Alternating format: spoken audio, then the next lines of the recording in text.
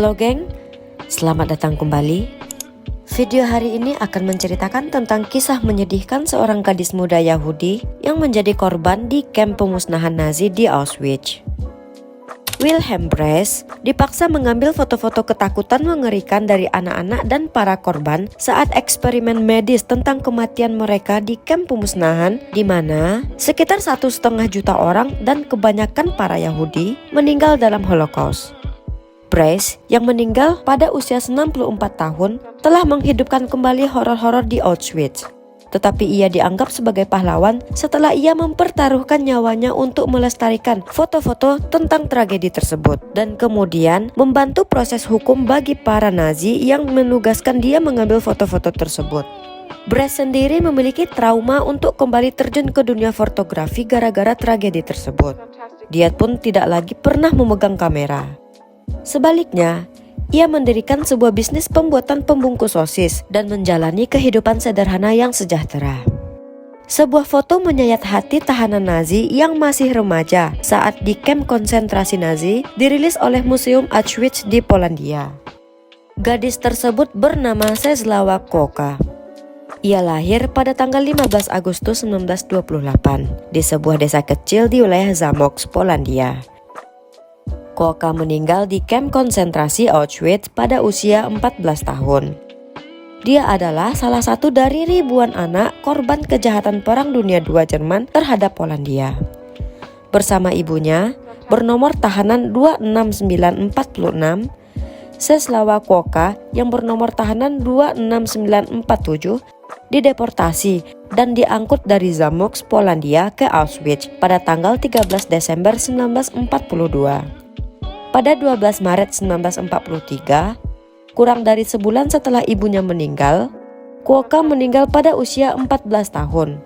Dia adalah salah satu dari sekitar 230.000 anak-anak dan remaja berusia kurang dari 18 tahun yang dideportasi ke Auschwitz dari tahun 1940 hingga 1945. Sebagian besar dari anak-anak ini tiba di kamp bersama keluarga mereka sebagai bagian dari berbagai operasi yang dilakukan Nazi terhadap seluruh kelompok etnis atau sosial. Operasi ini menargetkan orang-orang Yahudi sebagai bagian dari upaya untuk pemusnahan total orang-orang Yahudi dan Gypsy dan merupakan sebuah upaya untuk mengisolasi dan menghancurkan populasi Gypsy di Polandia. Setelah kedatangannya di Auschwitz, Kłocka difoto untuk catatan kamp konsentrasi Reich dan dia telah diidentifikasi sebagai salah satu dari sekitar 40.000 atau sampai 50.000 subjek dari gambar identitas yang diambil di bawah tekanan di Auschwitz oleh Wilhelm Brace. Ia berlatih sebagai fotografer di studio bibinya sebelum invasi Jerman ke Polandia pada tahun 1939 yang memulai Perang Dunia II. Brace dan yang lainnya telah diperintahkan untuk memotret narapidana oleh penculik Nazi mereka. Di bawah kondisi kamp yang mengerikan dan kemungkinan kematian yang akan segera terjadi jika fotografer menolak untuk mematuhinya. Foto yang diawetkan menunjukkan tanda-tanda pemukulan, wajah bengkak, ada bekas darah di bibir dan mata berkaca-kaca. Gadis itu mengusap wajahnya sesaat sebelum mengambil foto. Rambutnya dipotong pendek dan kasar. Di sebelah plakat dengan nomor kamp yang melekat pada seragam bergaris remaja itu, sebuah segitiga merah dijahit yang digunakan Jerman untuk menandai tahanan politik. Ada huruf P di segitiga yang berarti kebangsaan remaja tersebut atau Polandia. Brace lalu mengambil 3 potret seorang tahanan. Terlihat foto Kłocka bisa saja diambil tak lama setelah kedatangannya di Auschwitz. Dia dibunuh di kamp kematian Auschwitz pada 18 Februari 1943 dengan suntikan fenol ke jantungnya beberapa minggu setelah kematian ibunya.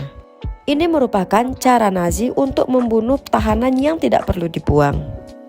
Kita hanya melihat wajah seorang gadis kecil yang ketakutan, yang bahkan tidak berbicara bahasa mereka dan telah kehilangan ibunya beberapa hari sebelumnya.